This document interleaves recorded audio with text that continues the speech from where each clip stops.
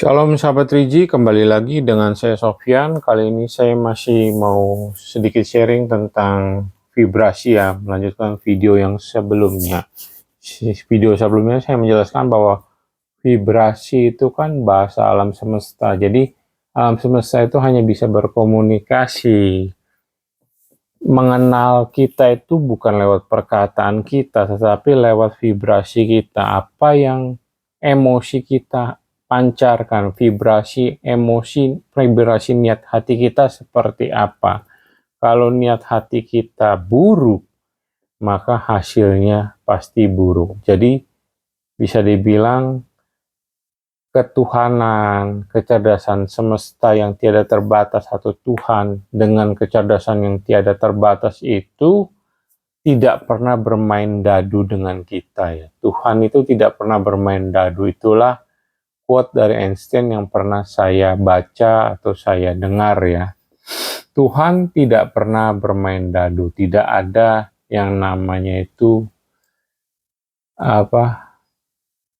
kesengajaan yang istilahnya kebetulan gitu. Tidak ada kebetulan di kamus Tuhan gitu kan. Karena bagi Tuhan yang mempunyai kecerdasan di alam semesta ini yang tidak terbatas, yang berlimpah, bagi Tuhan itu semuanya ada sebab akibatnya. Seperti yang tertulis di Galatia 6 ayat 7, bahwa janganlah sesat, Tuhan Allah atau Allah Bapa tidak mengizinkan dirinya dipermainkan. Apa yang kamu tabur, itu yang kamu tuai. Jadi jelas ya, Tuhan tidak pernah bermain dadu.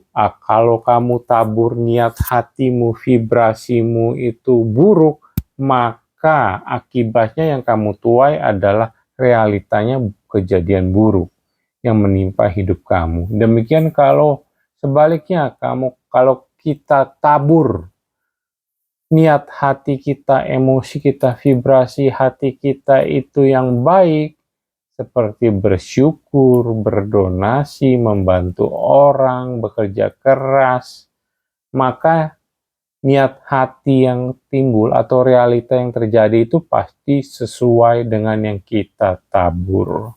Contohnya kayak yang saya teringat, jadi kayak misalnya, kok kenapa ya tiba-tiba ada orang yang sudah nolongin orang gitu, dia sudah jadi kaya di lingkungan tersebut, dia nolongin orang, nolongin saudara-saudaranya, dia malah pada akhirnya diperlakukan buruk.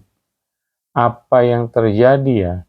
Ternyata mungkin setelah saya pikirkan, saya renungkan lebih dalam adalah niat hati orang tersebut nolong itu yang nggak ikhlas gitu kan. Kasihnya pura-pura. Seperti yang tertulis di Roma 12 ya. Hendaknya kasih itu jangan pura-pura. Berarti dia melawan atau bertentangan dengan firman Tuhan. Akibat karena kasihnya pura-pura, niat hatinya pura-pura, maka realitanya yang diperoleh juga kejadian yang dia akan ditemukan dengan orang yang pura-pura baik kepada dia, pura-pura berterima kasih kepada dia, walaupun dia sudah melakukan kebaikan terhadap saudara-saudaranya, orang-orang terdekatnya, orang-orang di lingkungannya, karena ya niat hatinya nggak tulus, nggak benar-benar mengasihi, kasihnya itu pura-pura, ada modusnya.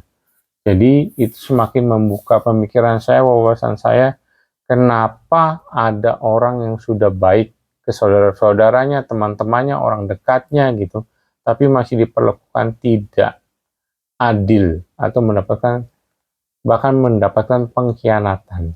Ya balik lagi ya, setelah saya mengerti bahasa alam semesta adalah vibrasi, mungkin niat hatinya waktu dia melakukan kebaikan kepada teman-temannya, orang-orang terdekatnya, kepada lingkungannya, itu adalah melakukan kebaikan, melakukan kasih yang pura-pura.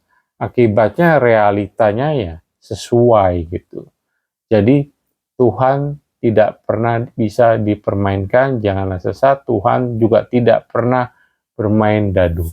Kejadian yang terjadi dalam hidupmu itu semua dalam hidup kita, semua itu pasti nggak ada yang kebetulan. Dan kuncinya adalah kenali niat hati kita. Kalau niat hati kita tulus, ikhlas, murni, sepenuh hati, pasti realitanya juga mengikuti. Sebaliknya, kalau niat hati kita vibrasinya itu buruk, dendam, manipulatif, realitanya juga pasti seperti itu. Tuhan tidak pernah bermain dadu. Apa yang kita tabur, itu yang kita tuai. Demikian sharing firman kali ini dan sharing tentang vibrasi kali ini. Semoga bermanfaat. Silakan share jika dirasa berguna. Terima kasih.